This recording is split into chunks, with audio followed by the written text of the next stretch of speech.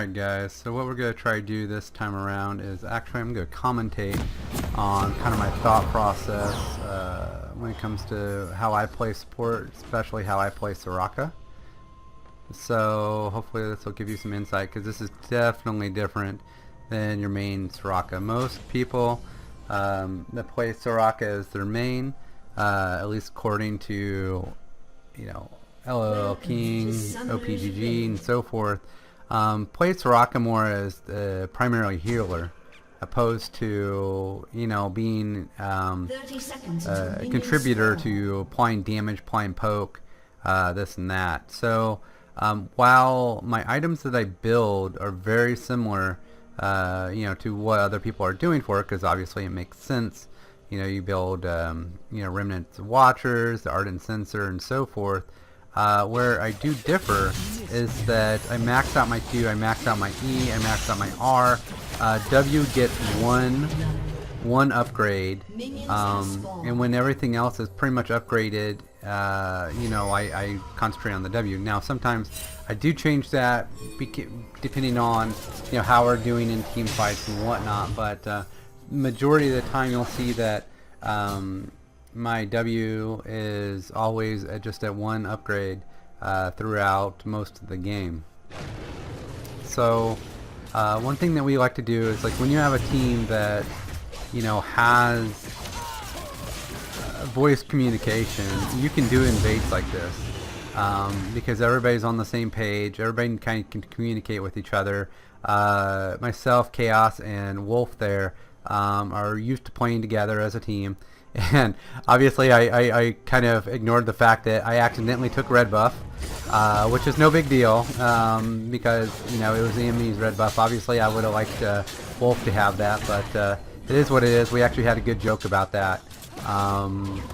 As you'll see, you know, when we go into lane, I actually end up using the red buff to my advantage, because again, you know, people don't see Soraka as a big threat. You know, they see her as a main healer, and, you know, only people that understand what Soraka is capable of are the people that actually fear her. You know, so you'll notice what will happen, and I don't know if it's in this game or if in one of the other games, is that, you know, in a lot of cases people are more scared of Soraka than the actual ADC. And rightfully so, you know, because, you know, one thing, yes, the Q doesn't hit for that much damage, but it hits for enough. And if I get my Q off and an auto, you know, that just compounds it. But, you know, more importantly, you know, my Q heals myself, which in turn I pass on to my ADC, and that kind of keeps the sustain alive for the lane. So yeah, so what we'll see is just your typical farming. What I do a lot of times as well, when we're coming to lane, although we were coming to lane kind of late here, just because we did the double buff after the invade. What you'll also see me do with Raka is that I will auto a lot, unless my ADC has like a freeze that they're trying to put, you know, build up their stack. Generally you'll see me, yeah, that was annoying, by the way. But you will see me not auto in that case if they're trying to build up stacks. But if they do not need to do that, I will actually help auto the minions trying to race to that level upgrade. Because not so much in this game, but in other games, it does make a world of difference going from 1 to 2 in terms of levels. And if your enemy team is still at 1, if you power spike to level 2, you can literally just walk in front of them and just cue them out of lane. And I do that quite a bit if we have that advantage, even if it's only for 10 seconds. You know, it makes a difference. It helps your ADC get more farm, helps their ADC get less farm, and, you know, it's just a good way of playing. Now, keep in mind, you know, I'm just a lonely silver player. I mean, I'm sure that there are you know, challengers that do a much better job at these than I do, but, you know, these are just the mechanics that I've learned, and, you know, I mean, it works well. You know, generally the time that we lose game is when other lanes get fed, or my ADC is just having a bad day.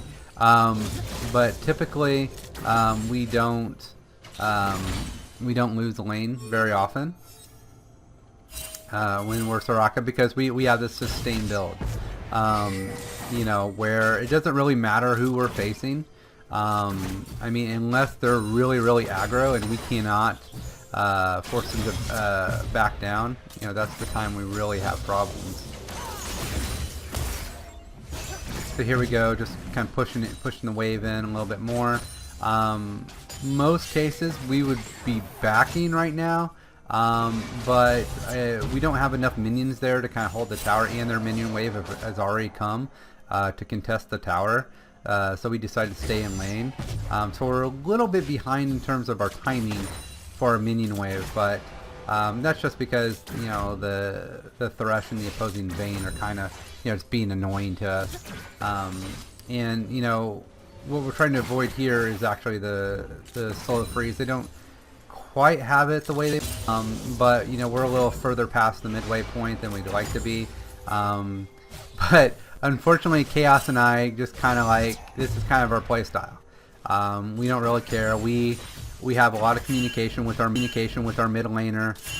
We're constantly watching where jungle is on the map. So like Yi is actually north of the mid lane, so we know we're kind of safe for right now, because we know where the jungle and mid laner are. So that's why we can push so hard.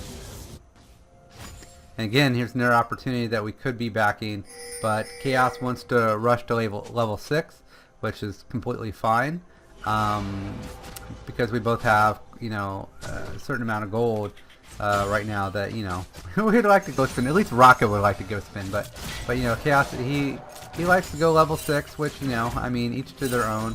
I do actually have some games which the timing is actually perfect, where, you know, you let it crash, you know, and then you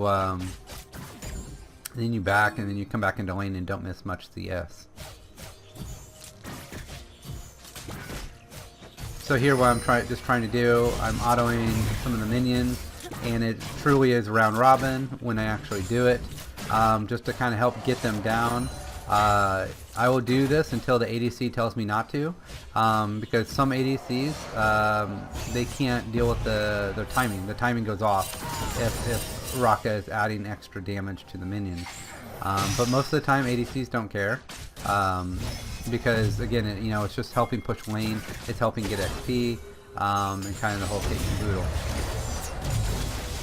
Okay, so when you're dealing in a lane against like a Thresh, or an Alistar, or anybody else that can either pull you to them, pull them to you, or literally hop on top of you, you kind of want to hold on to your E, just to be able to silence them, and also you want to hold on to your E as well.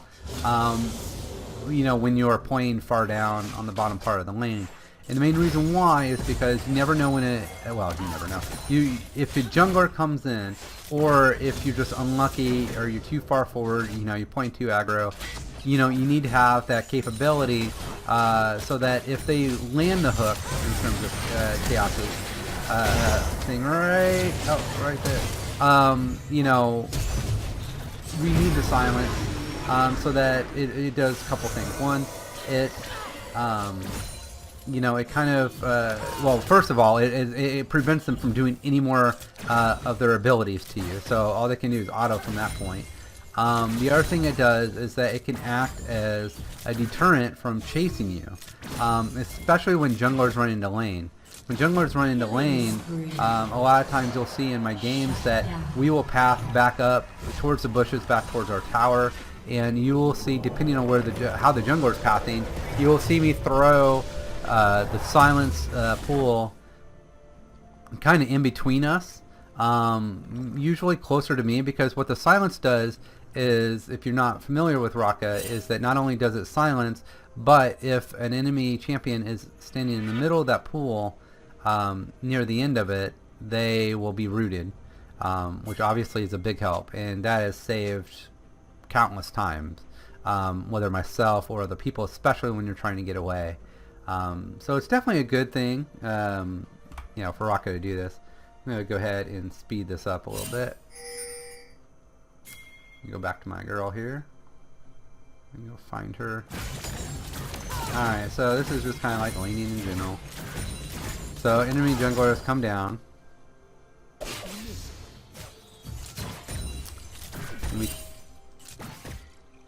Alright, so now what we're doing is we're just doing our thing in lane. We know where enemy jungler is. We're looking at taking dragon. Warwick's going to contest the dragon. So we go up to assist.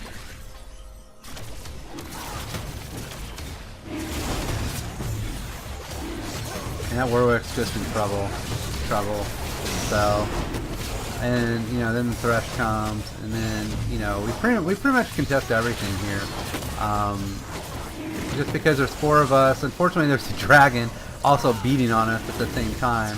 Oh my gosh, I do not know how Wolf did that. So again, there's the silence just kind of doing its thing. You know, oh my gosh, I do not know how Wolf is surviving this dragon blast. I know he got some fruit there, but there's my R just to kind of help heal us off. It's not the cleanest dragon we could have obviously done, but you know, it is what it is.